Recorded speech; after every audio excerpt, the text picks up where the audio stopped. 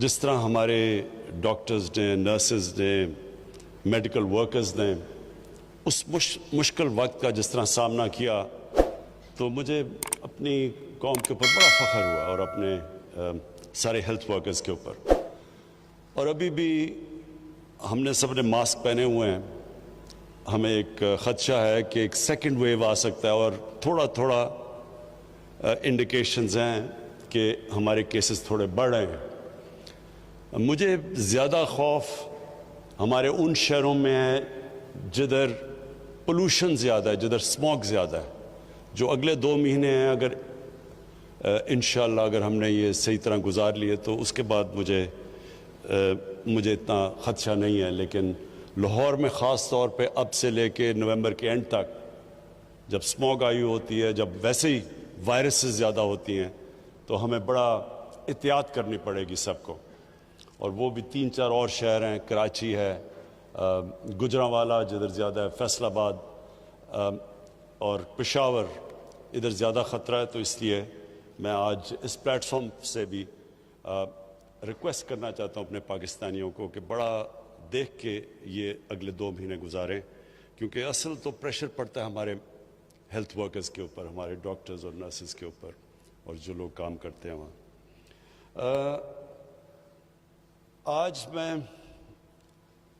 3-4 باتیں آپ سے کرنا چاہتا ہوں، کیونکہ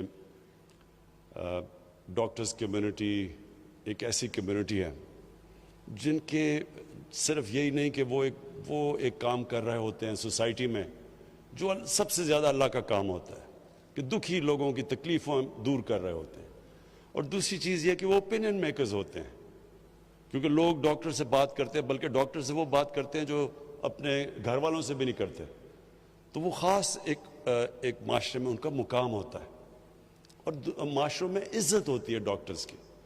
تو سب سے پہلے کہ دیکھیں، میرا جو ایکسپیرئنس سب میڈیکل پروفیشن سے ہوا جب میری والدہ کو کینسر ہوئی، اور تب پہلی دفعہ مجھے اندازہ ہوا کہ پاکستان کے ہاسپٹلز ان کی سٹینڈرڈ گرتی جا رہی تھی۔ یعنی میری ساری فیملی ہم میو ہاسپٹل میں پیدا ہوئے تھے، اور ہمارے گورنمنٹ ہاسپٹلز کی بہت اچھی سٹینڈرڈ تھی جب ہم بڑے ہو رہے تھے، سسٹمز اچھے تھے۔ آہستہ آہستہ ہمارے ہاسپٹلز کی سٹینڈرڈ نیچے جانی شروع ہوئی، اور اس کی ایک بہت بڑی وجہ یہ تھی کہ جو ایک نیشنلائزیشن ہوئی ہاسپٹلز کی اور اسکولوں کی 70s میں، اس کا بہت بڑا نقصان ہوا۔ اور کیونکہ میں اس کو ایک واٹر شیڈ سمجھتا ہوں کہ اس کے بعد ہمارے اسکولوں کی بھی سٹینڈرڈ نیچے چلی گئی، گورنمنٹ اسکولز نیچے چلے گئے، ہمارے گورنمنٹ ہاسپٹلز نیچے چلے گئے، اور پھر پرائیویٹ اسکولز بھی آنے شروع ہوئے اور پرائیویٹ ہاسپٹلز بھی آنے شروع ہو گئے۔ اور اس کی وجہ یہ تھی کہ سزا اور جزا ختم ہو گئی۔ جب سے اللہ نے دنیا بنائی ہے، جس سسٹم میں سزا اور جزا ختم ہوتی ہے وہ سسٹم نیچے چلا جاتا ہے۔ کیا وجہ ہے کہ میں محنت کروں اور مجھے بھی اتنے ہی پیسے ملیں، اور وہ جو ایک ڈاکٹر محنت ہی نہ کریں؟ جس سسٹم میں یہ ہوتا ہے وہ سسٹم کبھی کمپیٹ نہیں کر سکتا۔ تو جب ہمارا یہ سسٹم آیا اور آہستہ آہستہ یہ جو سب کی پروموشن ہو جاتی تھی اور پھر سب کی سیلری انکریز ہو جاتی تھی، کوئی تمیز نہیں کی جاتی تھی کہ محنت کون کر رہا ہے اور کون محنت نہیں کر رہا، اس سے ڈیٹیریشن ہمارے ہاسپٹلز میں آنی شروع ہوئی، اور یہی ہمارا گورنمنٹ اسکولوں کے اندر آہستہ آہستہ وہاں بھی ڈیٹیریشن شروع ہو گئی، اور پھر پرائیویٹ اسکولز بڑھنے شروع ہوئے، پرائیویٹ ہاسپٹلز آنے شروع ہوئے، کیونکہ جو پیسے والے لوگ تھے وہ تو اپنا پرائیویٹ ہاسپٹلز میں جا سکتے تھے، لیکن عام لوگوں کے لیے، غریب لوگوں کے لیے گورنمنٹ ہاسپٹلز ہو گئے، اور کیونکہ صرف غریب جانا شروع ہوئے تو ان کی اور سٹینڈرڈ نیچے جانی شروع ہو گئی، اکاؤنٹیبلٹی کم ہو گئی، اور جو امیر لوگ تھے وہ پرائیویٹ ہاسپٹلز میں، اور پھر جو سپر رچ تھے وہ اپنی چیک اپس بھی لنڈن کروانے شروع ہو گئے۔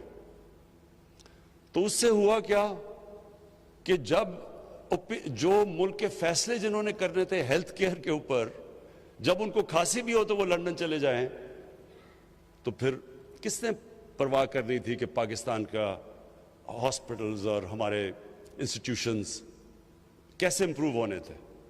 تو یہ جو آہستہ آہستہ ڈیٹیریشن ہوئی، ہم اب اس سٹیج پہ ہیں کہ ہمیں اب اس ساری چیز کو ٹھیک کرنا ہے۔ مجھے لوگ کہتے ہیں جی جب سے میں ابھی 2 سال 26 مہینے ہوئے ہیں، عمران صاحب کدھر گیا جی نیا پاکستان؟ میں ان لوگوں کو سمجھا کے تھک گیا ہوں کہ نیا پاکستان ایک سوئچ نہیں ہے، گورنمنٹ آئی سوئچ ہوا تو نیا پاکستان بن گیا۔ یہ فیری ٹیلز میں ایسی چیزیں ہوتی ہیں۔ اصل زندگی کے اندر ریفارم پروسیس ایک جد و جہد کا نام ہے۔ ایک قوم جد و جہد کرتی ہے چینج کے لیے، پوری ایک قوم مل کے سٹرگل کرتی ہے، پھر چینج آتا ہے۔ اور دنیا میں بڑی بڑی قوموں ہمارے سے برے حالات سے اٹھ کے کہاں پہنچ گئی، لیکن سٹرگل کر کے پہنچی۔ جب میں مدینہ کی ریاست کی بات کرتا ہوں تو میں اپنے سارے لوگوں کو کہتا ہوں وہ سٹڈی کریں، وہ دنیا کی تاریخ کا سب سے یونیک فنومنا تھا۔ کبھی ایسی چیز ہوئی نہیں دنیا میں، دنیا کی تاریخ میں کبھی ایسی چیز نہیں ہوئی۔ یہ تاریخ کا حصہ ہے، ہمارے دین کا حصہ تو ہے ہی، لیکن ہمیں اس کو تاریخ کا حصہ بنانا چاہیے، کیونکہ ہم سیکھیں گے اس سے۔ کیوں اللہ قرآن میں کہتا ہے کہ نبی صلی اللہ علیہ وسلم کی سنت پہ چلو؟ اللہ کو تو کوئی فائدہ نہیں اس سے، ہماری بہتری ہے۔ وہ جو ماڈل بنا تھا مدینہ کا، اس کے اوپر دنیا کی تاریخ کا سب سے عظیم سویلائزیشن کھڑا ہوا تھا، تو وہ کوئی ماڈل بنایا تھا نا دنیا کے گریٹسٹ لیڈر نے۔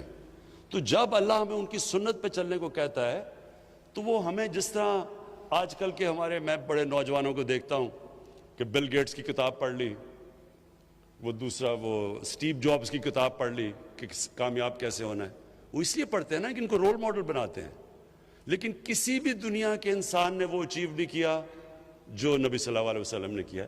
تو اس کو سٹڈی کریں، قرآن ہمیں یہ کہہ رہی ہے کہ اس کو سٹڈی کریں۔ تو وہ جو انہوں نے اسٹیٹ بنائی تھی، وہ ایک سٹرگل تھی، 4-5 سال تو وہاں بڑی سٹرگل کی انہوں نے۔ امہ خطرے میں تھی 4-5 سال۔ جنگ خندق اور جنگ احد میں امہ بڑے مشکل حالات میں تھی، بڑے کھانے پینے کے لیے چیزیں نہیں تھی، مشکل تھے، سٹرگل کی تھی۔ تو لیکن پھر وہی دنیا کی تاریخ ہے کہ وہ پھر جیسے اس سٹرگل سے نکلی تو وہ ایسی مضبوط قوم نکلی کہ انہوں نے دنیا کی امامت کی کتنے سالوں، کتنی صدیوں۔ ہمارے لیے یہ ٹائم ہے اب سٹرگل کرنے کا۔ ایک ادارہ جو خراب ہو جائے، جس میں بری عادتیں پڑ جائیں، جس کے سسٹمز کولیپس کر جائیں، اس کو ٹھیک کرنا کا زیادہ مشکل ہوتا ہے بنسبت ایک نیا ادارہ کھڑا کر دو۔ ہم نے 2.25 سال میں شوکت خانم ہاسپٹل پشاور بنایا ہے۔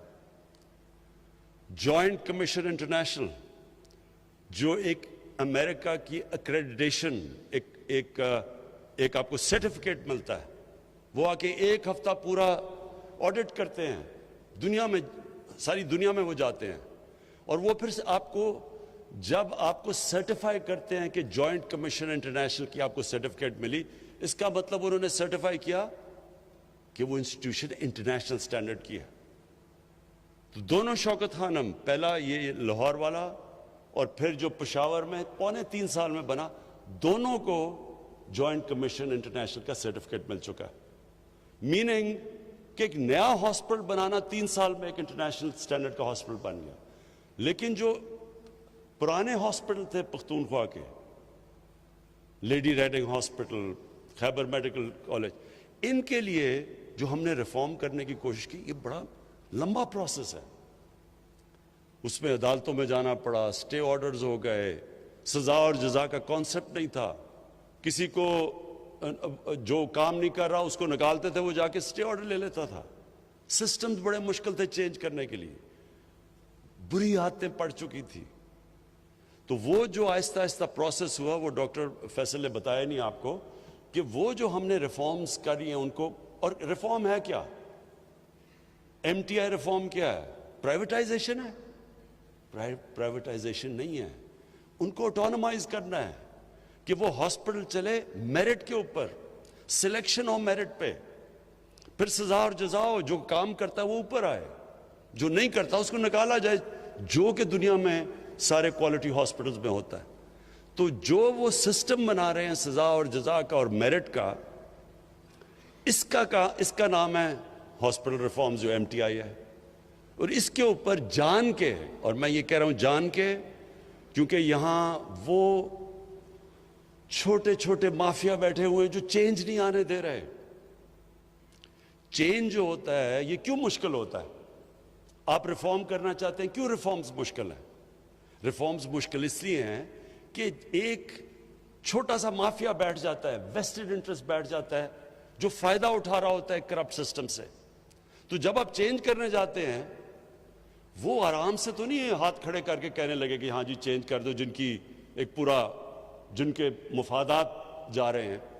تو یہی وہاں ہاسپٹل کے اندر بھی یہی پرابلم کہ ہر جگہ وہ چھوٹے چھوٹے لوگ بیٹھے تھے، ان کی پہنچ تھی ہائی کورٹ کے ججز پہ، وہ سیدھے جا کے اسٹے آرڈر لے لیتے تھے۔ ایک ہی وکیل ہوتا تھا، وہی وکیل ان سب کو ریپرزینٹ کرتا تھا ویسٹ انٹرسٹ، وہ جا کے اسٹے آرڈرز لے لیتے تھے۔ تو ہر جگہ پہ رکاوٹیں ہوئی، لیکن چینج آ گیا ہے۔ آج ماشاءاللہ اگر آپ دیکھیں HMC میں، خیبر میڈیکل میں، لیڈی ریڈنگ، ابھی انہوں نے ایک ہاسپٹل کی جو نئی اب ان کی بلڈنگ بنی ہے، کوالٹی بلڈنگز بنی ہے۔ تو اسی طرح سارے پاکستان کے گورنمنٹ ہاسپٹلس کو ہم نے ریفارم کرنا ہے، اور یہ ریفارم پروسیس آہستہ آہستہ ہوتا ہے، اس میں لوگوں کو آہستہ آہستہ سمجھ آتی ہے۔ لیکن کیوں یہ کامیاب ہوگا؟ کیونکہ جب ایک عام آدمی کی زندگی بہتر ہوتی ہے، اس کا مطلب کہ آپ کو پبلک آپ کے ساتھ کھڑی ہو جاتی ہے، اور ہمیشہ ویسٹڈ انٹرسٹ کو صرف شکست دیتی ہے پبلک آپ کے ساتھ کھڑے ہو کے، کیونکہ ویسٹڈ انٹرسٹ طاقتور ہوتا ہے۔ یہی ہو رہا ہے، اب آپ دیکھتے ہیں وہ سارے جیب کترے ایک ہی سٹیج پہ کھڑے ہو کے شور مچاتے ہیں، جی تباہ ہو گیا، مارا گیا، ملک تباہ ہو گیا۔ وہ کیا ہے کہ ان کی پہلی دفعہ ان کو نظر آ رہا ہے کہ انہوں نے جو اس ملک میں چوری کی، جو ملک سے غداری کی، ان کو اب اکاؤنٹیبل، ان کا احتساب ہوگا۔ اور وہ ایک ایسا پرائم منسٹر آیا جو آپ جو مرضی کر لے، وہ بلیک میل نہیں ہونے لگا، اس نے احتساب کرنا ہے ان کا۔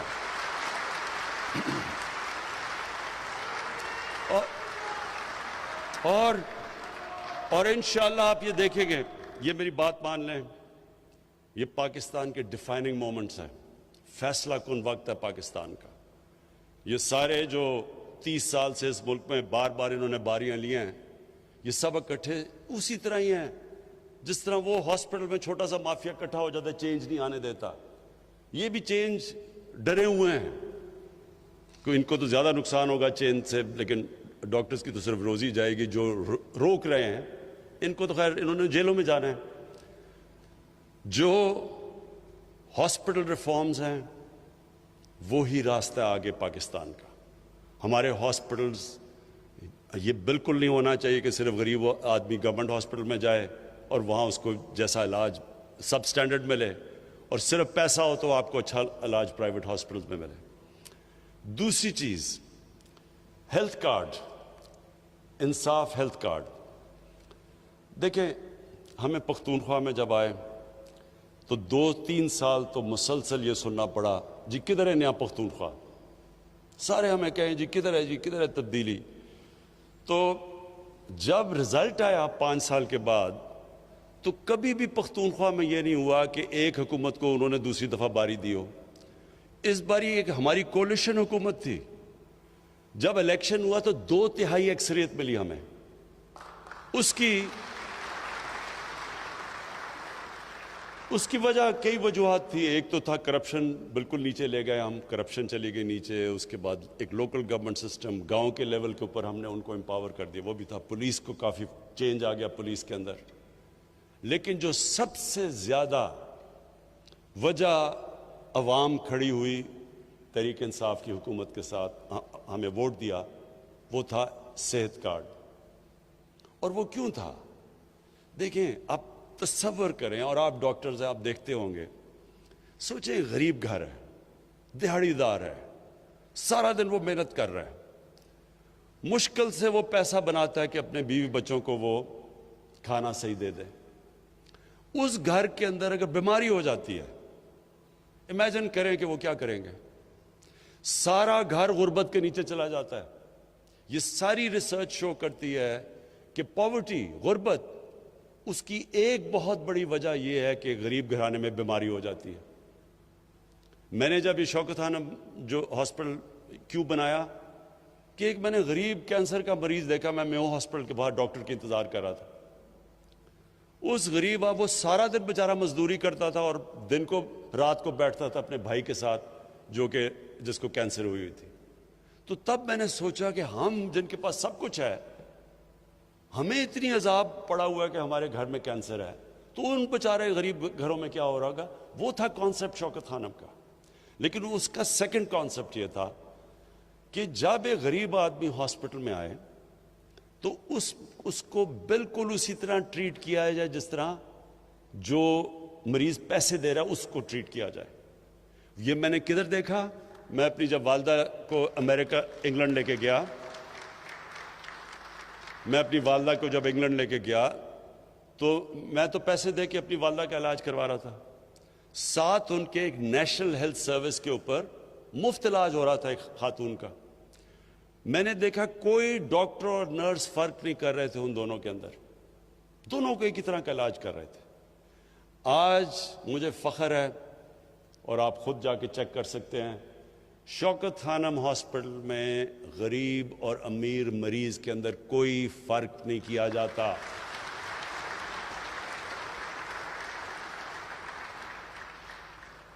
اور یہ آپ خود دیکھ سکتے ہیں. اچھا، اب میں آپ کو جو انٹرسٹنگ بات بتانا چاہتا ہوں، کیونکہ آج میری میٹنگ ہوئی، doctor Yasmin finance minister Punjab کے وہ بیٹھے ہوئے اور پھر عثمان بزدار. تو جو میری آج ان سے بات ہو رہی تھی مجھے یاد آ گیا آج سے تقریباً 25 سال پہلے جب شوکت خانم کھلا تو ہماری اسی طرح کی ڈیبیٹ ہو رہی تھی. میں نے لوگوں کو کہا تھا، جو پیسہ اکٹھا کیا سڑکوں پہ جا کے، میں نے سب کو کہا کہ یہ ہاسپٹل میں غریب آدمی کا مفت علاج ہوگا. ہمارا بورڈ آف گورننس کی میٹنگ ہو رہی ہے اور ہمارا تب چیف ایگزیکٹو ایک امریکن ہم باہر سے لے کے آئے تھے کیونکہ پاکستان میں کوئی ایڈمنسٹریٹر نہیں تھا جو کہ ایک اسپیشلائزڈ کینسر ہاسپٹل کو چلا سکے. تو اس نے بیٹھ کے بورڈ آف گورننس کی میٹنگ میں جب ہو رہا، اس نے کہا کہ اگر آپ نے 5% سے زیادہ کینسر کے مریضوں کا مفت علاج کیا تو میں آج آپ کو رائٹنگ میں دے رہا ہوں کہ یہ 3 مہینے میں ہاسپٹل بند ہو جائے گا. کیونکہ کینسر کا علاج اتنا مہنگا ہے، یہ ہو ہی نہیں سکتا کہ آپ 5% سے زیادہ. اور اس نے پھر دنیا میں مثالیں دی، ٹاٹا انسٹیٹیوٹ اس نے بتایا ہندوستان میں، اس کا بتایا، اور کہ یہ سارے ہاسپٹل کہیں بھی 5% سے زیادہ کینسر کے مریضوں کا مفت علاج نہیں ہوتا.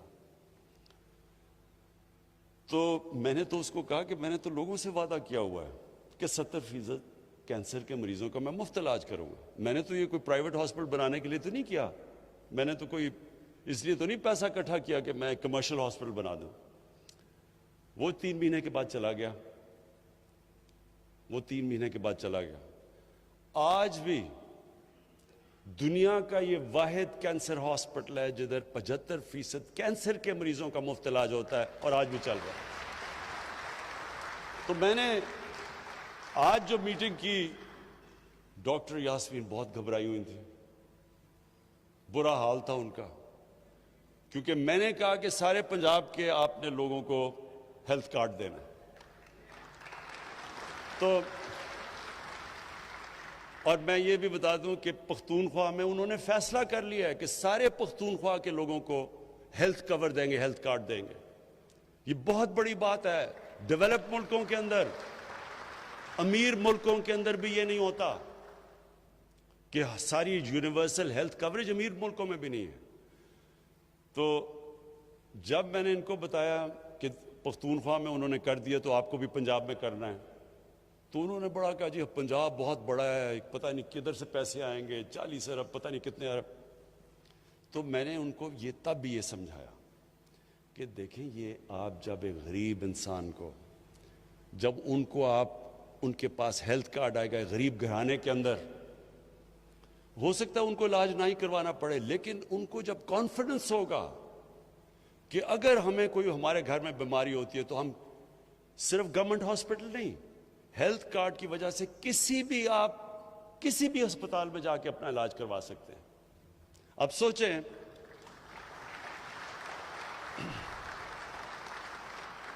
پہلے تو سوچیں کتنی بڑی نعمت ہے ہمارے عام لوگوں کے پاس، دہاڑی دار کے پاس، مزدوروں کے پاس، غریب لوگوں کے پاس، بیواؤں کے پاس، جب ان کے پاس ہیلتھ کارڈ ہو۔ دوسرا، یہ میرا ایمان ہے کہ اللہ کی برکت آتی ہے۔ آج شوکت خانم، آپ مجھے بتائیں کہ کون سوچ رہا تھا کہ 70 کروڑ میں ہاسپٹل بنتا ہے اور سالانہ جو صرف غریب مریضوں کا خسارہ ہوتا ہے، غریب مریضوں کے کینسر کے مفت علاج کا خسارہ شوکت خانم کا وہ 6 سے 8 ارب روپیہ ہے، 800 کروڑ روپیہ ہے جو کہ ہاسپٹل 70 کروڑ میں بناتا ہے سالانہ غریب کا علاج۔ یہ ہم نہیں کر رہے، یہ اللہ کی برکت آتی ہے، وہ غریب کی آواز سنتا ہے۔ جب تکلیف میں انسان ہوتا ہے، جب بیمار ہوتا ہے، اس کی اللہ آواز سنتا ہے۔ میرا یہ ایمان ہے کہ انشاءاللہ آپ فیزز میں کریں۔ ڈاکٹر صاحبہ، پہلے فیز میں جو بالکل کمزور طبقہ ہے اس کا علاج شروع کریں، ان کو ہیلتھ کارڈ دیں۔ سیکنڈ فیز اور اس میں بیواؤں کو انکلوڈ کریں، اس میں یہ ہماری جو ٹرانسویسٹائٹ کمیونٹی ہے ان کو انکلوڈ کریں، سب کو، ہر کمزور طبقے کو آپ اس کے اندر انکلوڈ کریں، اور اس کے بعد پھر ہم اوپر جائیں گے اور انشاءاللہ سارے پنجاب کے اندر 1 سال تک سارے پنجاب کو آپ کور کریں، تاکہ ہر پنجاب میں ہر شہری کے پاس ہو ہیلتھ کارڈ، اسے کم از کم پتہ ہو کہ اسٹیٹ ہمارے ساتھ کھڑی ہے، مشکل وقت میں اسٹیٹ میری مدد کریے، میرے پاس کارڈ ہے۔ اور اس سے میں ایک اور بھی آپ کو چیز بتا دوں، اس سے سارا جو ہمارا آئیڈیا ہے ہیلتھ سسٹم کا، جو ہم پورا ایک ہیلتھ سسٹم نیا لانا چاہتے ہیں، یہ سارا پنجاب کا اور کے پی کا ہیلتھ سسٹم بدل جائے گا۔ وہ کیسے؟ جب ہیلتھ کارڈ میں لوگوں کے پاس وہ جا کے کہیں بھی جا کے علاج کروا سکیں گے تو اس سے نئے ہاسپٹلز بنیں گے، لوگ ہاسپٹلز بنائیں گے، دیہاتوں میں ہاسپٹل بنائیں گے۔ اس وقت کیونکہ وہ سمجھتے ہیں جو دیہاتوں میں لوگوں کے پاس پیسہ نہیں ہے، کوئی ہاسپٹل ہی نہیں بناتا، لیکن جب ایک لوگوں کے پاس ہیلتھ کارڈ آ جائے گا تو وہ کہیں بھی جا کے علاج کروا سکتے ہیں۔ تو اس سے اور پھر ہم پرائیویٹ ہاسپٹل کو، اب پرائیویٹ سیکٹر کو انکریج کر رہے ہیں۔ کوئی بھی ایکوپمنٹ جو پاکستان میں نہیں بنتی، اگر ہاسپٹل کے لیے امپورٹ کرنا چاہتے ہیں، وہ ڈیوٹی فری آئے گی۔ پھر اب زمین، میں نے کہا ہے کہ جو بھی اوقاف کی زمین ہے، بڑی زمین پڑی ہوئی ہے، ان کے اوپر قبضے بھی ہو رہے ہیں، اور پھر یہ جو ایویکیو ٹرسٹ کی زمین ہے، یہ بھی بڑی زمین پڑی ہوئی ہے، ان کے بھی قبضے ہو رہے ہیں۔ ان سب زمینوں پہ ہم بڑے کنسیشنل ریٹس کے اوپر ہم ہاسپٹل بنانے کے لیے ان کو کنسیشنل ریٹس پہ زمین بیچیں گے تاکہ وہ ہاسپٹل بنا سکیں۔ تو ہیلتھ کارڈ کے ساتھ ان کو انکریج کریں گے پرائیویٹ سیکٹر کو، اس سے سارے پاکستان میں انشاءاللہ ہمارا ہیلتھ سسٹم پھیلے گا۔ اور اس سے اور ساتھ ساتھ جو ڈاکٹر فیصل نے کہا، پی ایم سی کی جو ریفارمز کی ہیں، ہم اپنے ڈاکٹرز کی سٹینڈرڈز مینٹین کریں گے، ہم اپنی نرسز کی سٹینڈرڈز، یہ جو P M C Pakistan medical commission ہوگی، یہ سارا ایک انٹرنیشنل بیسٹ پریکٹسز جو دنیا میں ہیں وہ اڈاپٹ کیے ہم نے۔ اور اس سے صرف یہ کہ ہمارے ڈاکٹرز اور ان کی سٹینڈرڈ ہوں، کیونکہ ایک وقت پہ پاکستان کے ڈاکٹرز ساری دنیا میں جاتے تھے، اس کے بعد کافی پرابلمز آئی ہیں ہماری، اب وہ اپنے علیحدہ ٹیسٹ کرتے ہیں، وہ سمجھتے ہیں کہ ہمارے ڈاکٹرز کی وہ کوالٹی نہیں، تو ان کی کوالٹی پھر ریز کرنے کے لیے اور سارے پھر ہیلتھ پروفیشنلز کے لیے۔ اور پھر جو انہوں نے بات کی ڈاکٹر فیصل نے کہ جو ڈرگز ہماری جو تھا ڈرگ ریگولیٹری اتھارٹی جو تھی، اس میں بڑے پرابلمز ہیں۔ یہ ایک بڑا اس کی وجہ سے ہماری جو فارما انڈسٹری ہے وہ بڑی نہیں ہے۔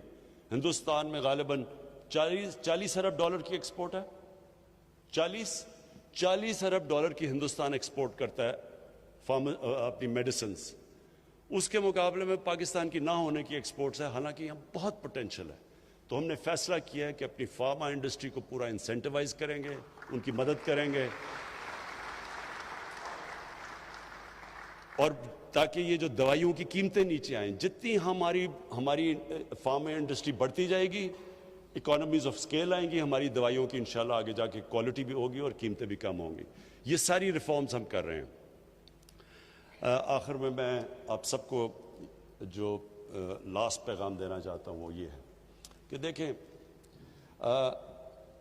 آپ کا بہت بڑا رول ہے. آپ نے یہ یاد رکھنا ہے کہ جدھر بھی دنیا میں آپ چلے جائیں, خاص طور پہ اب مغربی دنیا میں, یہ جو آپ کا جو پاکستان ہے, اس کو ایک عظیم ملک بننا ضروری ہے. اب تک ہماری جو پڑھے لکھے لوگ تھے وہ سمجھتے تھے, ڈاکٹر کمیونٹی بھی, اور بڑی تکڑی ہماری پاکستان کی ڈاکٹرز کمیونٹی ہے امریکہ کے اندر اور یورپ میں بھی, لیکن امریکہ میں خاص طور پہ جو نارتھ امریکن پاکستانی فزیشنز ہیں, میرا ان سے بڑا انٹریکشن ہے, وہ بڑی پاورفل کمیونٹی ہے. لیکن جو میں حالات دیکھ رہا ہوں اسلاموفوبیا کے, جو بھی فرانس میں ہوا ہے, اور میں نے آج سارے مسلمان ملکوں کے جو ہیڈز آف اسٹیٹس ہیں ان سب کو میں نے آج خط لکھا ہے کہ ہمیں ساروں کو مل کے مغرب کو بتانا چاہیے کہ نبی صلی اللہ علیہ وسلم کی ہمارے دلوں میں کیا جگہ ہے, کتنا پیار اور عقیدہ ان سے. تو کتنی ہمیں تکلیف ہوتی ہے جب یہ اس طرح کی ان کے اوپر کارٹونز یا کچھ بھی کرتے ہیں, تو یہ مسلمانوں کو کتنی تکلیف ہوتی ہے. تو یہ مسلمان ہیڈز کی ضرورت ہے کہ ان کو, یو این کو, یورپین سٹیٹس کو, ان مغربی سٹیٹس کو, سب کو بتائیں, کیونکہ وہاں یہ چیز نہیں سمجھتے. اور یہ جو چیزیں ہوئی ہیں ابھی فرانس کے اندر, اس سے جو مسلمان باہر رہتے ہیں ان کے لیے بڑی مشکل زندگی ہو گئی ہے. اسلاموفوبیا بڑھ گیا ہے, ہیٹ بڑھ گئی ہے ان کے خلاف. عورتیں جو نقاب پہنتی ہیں ان کو انسلٹ کیا جاتا ہے سڑکوں پہ. مسجدوں کے باہر اب بھی میں بھی دیکھ رہا تھا فرانس میں لوگوں نے مسجد توڑی ہیں. تو پہلے تو ہمیں مسلمان ملک میں جو مسلم لیڈرز ہیں, ہم سب کو اکٹھے ہو کے بتانا چاہیے مغرب کو کہ اگر آپ یہودیوں کی جو ہولو کاسٹ ہے اس پہ آپ اتنے سینسٹیو ہیں, اور ٹھیک ہے آپ سینسٹیو ہیں, کیونکہ ان کے کسی بھی ہیومن کمیونٹی کو تکلیف ہوتی ہے تو سینسٹیو ہونا چاہیے, لیکن ہمارے لیے بھی ہماری سینسٹیوٹی دیکھیں کہ ہمارے لیے یہ سب سے اللہ کی جو کتاب ہے قرآن اور نبی صلی اللہ علیہ وسلم کا جو پیار ہے, یہ سب سے زیادہ ہمیں تکلیف دیتا ہے جب اس کے خلاف ان کی کوئی بے حرمتی کرتے ہیں آپ. لیکن جو میں آپ سب کو ڈاکٹرز کمیونٹی کو کہنا چاہتا ہوں کہ دیکھیں, اب تک ہم سوچتے تھے کہ ہم باہر چلے جائیں گے, وہاں کام کریں گے اور باہر بڑے اچھے پیسے ملتے ہیں, لیکن جو حالات بنتے جا رہے ہیں یہ پاکستان کو ٹھیک کرنا ضروری ہے. یہ پاکستان کو ہم ایسا ملک بنائیں کہ کسی کو باہر جانے کی ضرورت نہ پڑے, یہاں ہم ایسے سسٹمز لے آئیں, یہ ایک ایسا ملک ہو. اور جو میری خواب ہے ایک دن کہ باہر سے لوگ یہاں نوکریاں ڈھونڈنے آئیں, یہ وہ ملک بننا چاہیے. اس کے لیے ساری قوم کو, میں پھر سے کہتا ہوں, سٹرگل کرنی پڑتی ہے. آپ نے کوئی بھی بڑا کام کرے, ڈاکٹر بنے, آپ کو کتنی سٹرگل کرنی پڑتی ہے. آپ محنت کر کے ڈاکٹر بنتے ہیں, پھر آپ نے اسپیشلائز کرنا, محنت کرنی پڑتی ہے. آپ ایک ملک کو ٹھیک کرنے جا رہے ہیں تو ساری قوم کو مل کے محنت کرنی پڑتی ہے. لیکن یہ میں آپ کو بتا دوں, جو ٹیلنٹ ہے ہمارے پاکستانیوں میں, جس طرح کے کوالٹی کے میں نے ڈاکٹرز, پروفیشنلز, انٹرپرنرز پاکستان سے باہر دیکھے ہیں, جب ان کو اچھے سسٹمز ملتے ہیں, جو ان کی کوالٹی ہے, وہ صرف اس لیے ہے کہ وہاں سسٹم بہتر ہے. وہی سسٹم ہم پاکستان میں ٹھیک کر رہے ہیں, اور آپ سب نے میری مدد کرنی ہے یہاں کے نظام کو ٹھیک کرنے کے لیے اور ایک عظیم ملک بنانے کے لیے. بہت بہت شکریہ. وزیر اعظم عمران خان کا لاہور میں انصاف ڈاکٹرز کنونشن سے خطاب براہ راست ہم آپ کو دکھا رہے تھے. کہنا وزیر اعظم کا یہ ہے کہ پاکستان کورونا کے خلاف بڑی جنگ لڑ رہا ہے. آلودگی والے بڑے شہروں میں کورونا کیسز کے بڑھنے کا خدشہ ہے. عوام احتیاط نہیں کریں گے تو کورونا کیسز بڑھیں گے اور ایسی صورت میں ہیلتھ ورکرز پر بوجھ بھی بڑھے گا. ساتھ ہی ساتھ وزیر اعظم نے یہ بھی کہا کہ جہاں سزا اور جزا ختم ہو جائے وہاں سسٹم نیچے چلا جاتا ہے. تبدیلی کے لیے پوری قوم کو مل کر کوشش کرنا ہوگی, تبھی تبدیلی ممکن ہے. تباہ حال ادارے کو صحیح کرنا مشکل, لیکن نیا ادارہ کھڑا کرنا آسان ہوتا ہے. کسی صورت بلیک میل نہیں ہوں گے اور اپوزیشن جو شور مچا رہی ہے ان کا احتساب ضرور کیا جائے گا, انہیں کسی صورت معافی نہیں ملے گی. وزیراعظم عمران خان نے یہ بھی کہا ہے کہ پنجاب بھر میں تمام لوگوں کو انصاف ہیلتھ کارڈ دیا جائے گا. امیر اور غریب میں کوئی فرق نہیں ہونا چاہیے. ہیلتھ کارڈ جو ہے وہ مرحلہ وار تمام لوگوں میں تقسیم کیے جائیں گے.